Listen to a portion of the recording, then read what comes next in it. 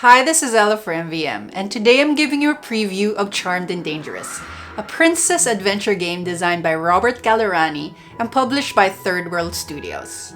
Charmed and Dangerous is a cooperative action card game where you and your friends play as fairy tale princesses who are trying to defeat the evil villainess. But like in tales of old, the villainess lives in a secluded and protective lair. So you and your friends have to go through twisting forests, haunted crypts, and shadowy catacombs as you seek out the lair of the evil villainess. To win, you must seek out as many items and gain as much abilities and tricks as you can as you go through this journey. At the end, you must challenge the villainess, defeat her, and restore peace to all the land.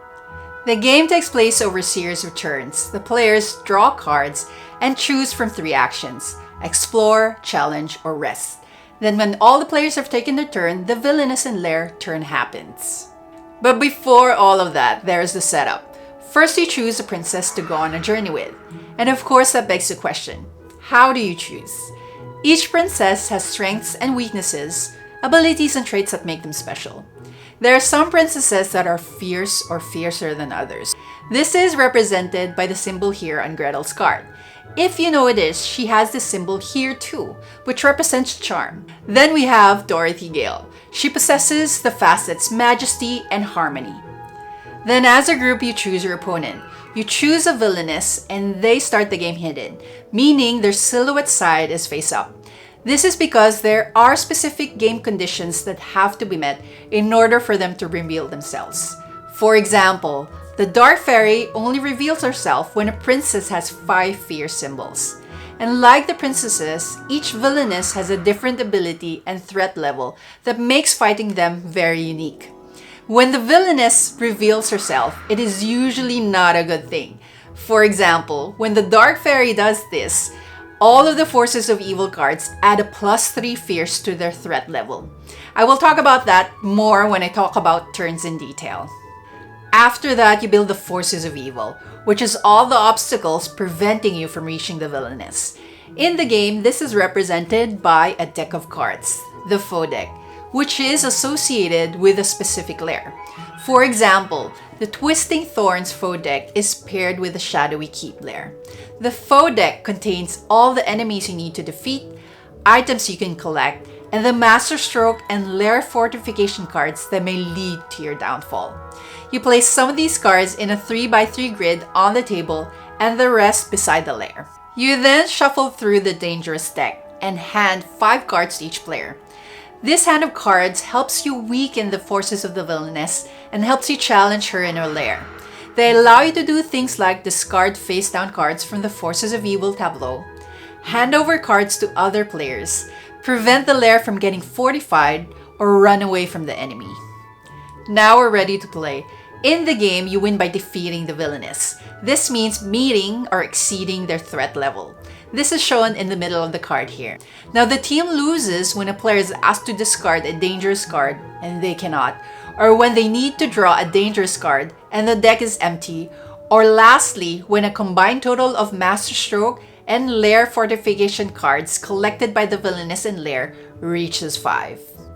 To play the game, each princess takes their turn separately. The first thing they do is draw 2 cards from the dangerous deck and add them to their hand. You then choose an action, the first option being Explore. When you explore, you choose any face-down deck from the Faux grid and turn it over. If it is an item, you resolve whatever effect is on the card, then you may equip the item. This means slotting it underneath the princess card. When this happens, facets are added to your princess. You then draw a card and the turn ends. If it is a foe that you turn over, immediately resolve whatever effect is on the card. After that, you choose to perform one of the challenge actions, either solo or squad, in order to face and defeat the enemy. In a solo challenge where you go at it alone, a player must meet or exceed the threat level indicated on the Faux card with your princess's facets, or play dangerous cards from your hand to boost those facets. If you succeed at this challenge, the foe is defeated and then you can capture the Faux card as a reward. If the Faux card has a facet boost gem along the edge of it, you then choose to equip that Faux card to your princess card provided there is a matching facet gem bracket on your princess card. If not, you place it face down in your play area. There are items in the game that can add new facet brackets to your princess. If you find an item and equip it to your princess, you may then equip any captured foe cards you have set aside. And if a card effect asks you to discard a foe card, you can either use one equipped on your princess or use one of these extra foe cards you've collected instead. If you've defeated a foe, draw a card from the dangerous deck and your turn ends. Now sometimes it is impossible for you to defeat a foe alone, or an enemy requires that you face them through a squad challenge. Other players are able to use dangerous cards from their hand to add to your princess's facets and rally her to victory. The second action you can do is challenge a foe already face up on the grid. Then you just follow the rules of solo and squad challenges. The last action you can do is rest. If you choose to rest, draw 2 cards as normal from the dangerous deck at the start of your turn. Then you may remove all wicked sorcery effects from your princesses, which is sleep, caged, and poison. These sorcery effects are detrimental to you winning. For example, the cage card prevents you from participating in any challenges. After removing these effects, you may discard any number of cards from your hand. Remember I said that the villainess reveals herself if you meet certain requirements. Once the villainess is revealed, you may choose to challenge her instead of exploring the foe grid. And like a foe challenge, every villainous challenge is a squad challenge, with a major difference in that no one can play dangerous cards during a villainous challenge.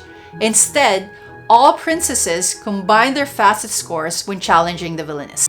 Now, after each player's turn, the villainess and her lair take their turn. The first thing you need to do is check the lair card. Some lairs have activated abilities, while others have passive abilities. If the lair card has an activated ability, it is triggered. Then the forces of evil bolster their numbers, which means players refill one empty spot on the foe grid from the foe deck and place it face down. If there are no empty spaces on the foe grid to refill, all players must discard 2 cards from their hand. Then last, the villainess takes her turn. This means you check for reveal. You then go back to each player for them to do their turn. And this continues until they defeat the villainess or face the bitterness of defeat. And that was a preview of Charmed and Dangerous.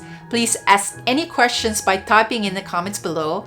And please subscribe to our channel and our social media channels: Instagram, Facebook, Twitter. This is Ella for MVM. I'll see you next time.